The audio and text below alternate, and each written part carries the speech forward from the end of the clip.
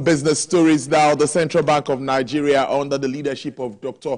Yemi Cardoso, has been urged to start looking for more convergence with fiscal authorities as part of efforts to address surging inflation and complement its monetary policy in achieving price stability.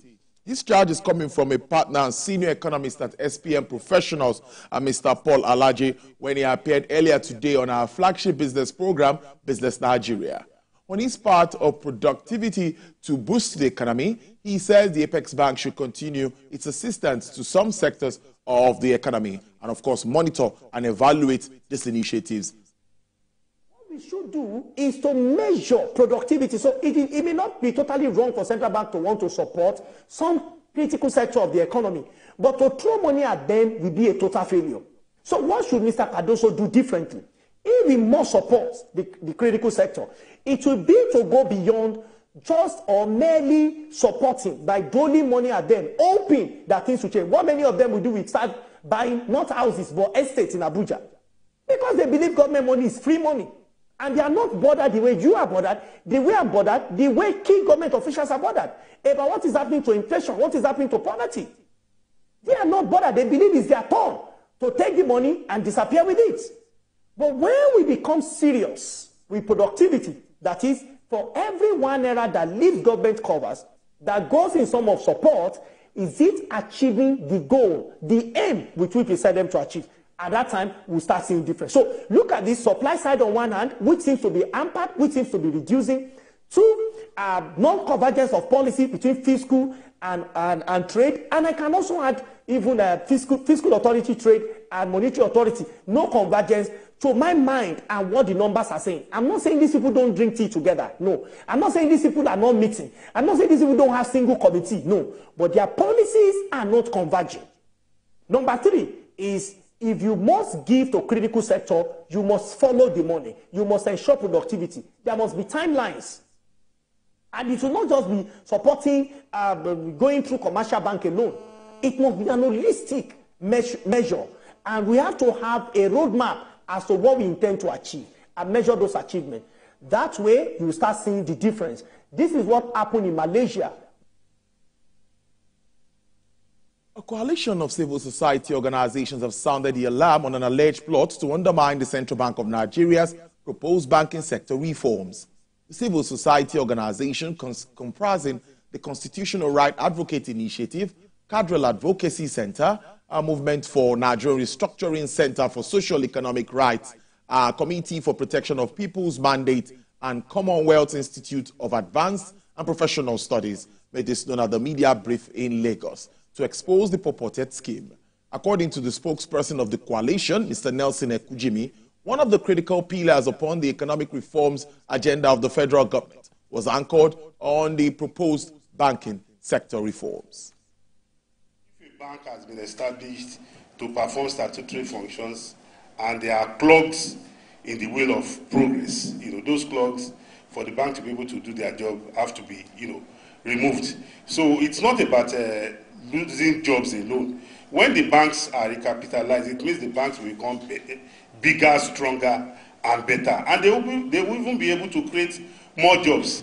The banking sector is not only about deposits or giving out loans.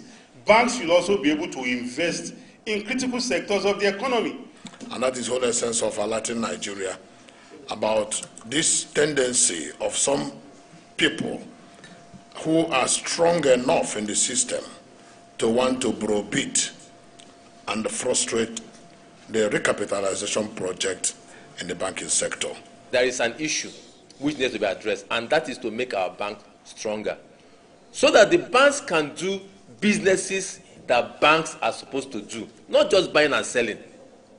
Most of them don't know our banks does a kind of intermediary and buying and selling, currency, forex round tripping, and declare billions and billions of. That is not what the banks are supposed to do.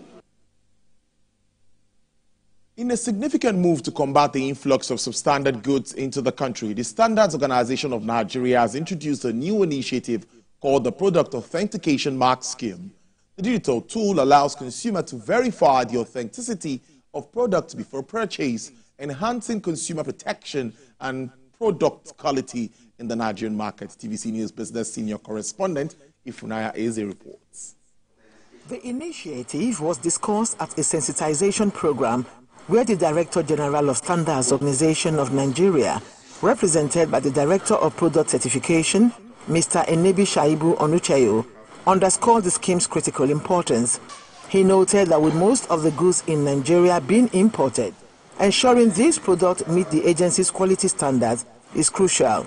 Product Authentication Mark, PAM, is a scheme that is going to empower the consumers first, because they are the focus. What it means is that empowering the consumer, meaning it's going to give you the opportunity to confirm the quality of the product even before you pay for it. If you use smartphone, easy. You just scan with your QR code, you just scan the authentication sticker on it. It will give you all the information you need to know about that product, whether it's authentic or not. And if you don't have a smartphone, you have the other type of phone, just send SMS to 281.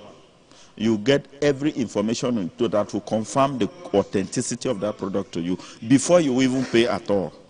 Others explained that the product authentication mark is part of the Standards Agency's broader effort to ensure that consumers are protected and that the products they purchase meet required quality parameters. The product authentication mark is more of a further check on all imported products. The PAM sticker, which is, has 21 security features on it, which is where a lot of people are bothered about, okay, it's going to be faked or whatever. It's a security print. It's been practiced in countries like Kenya, Egypt, Uganda. I'm bringing countries back home. I'm not even talking of advanced countries. And they've done it for over 10 years, and it's working for them. So that will now ease out the problem of influx of substandard products, because now once people don't patronize you, of course you cannot sell, so you won't bring in the product. While highlighting some concerns regarding the implementation of the scheme, port traders and other stakeholders at the program concede that the technology-driven initiative would provide a seamless process for confirming the validity of products by consumers. Ifunanya Eze, TVC News, Lagos.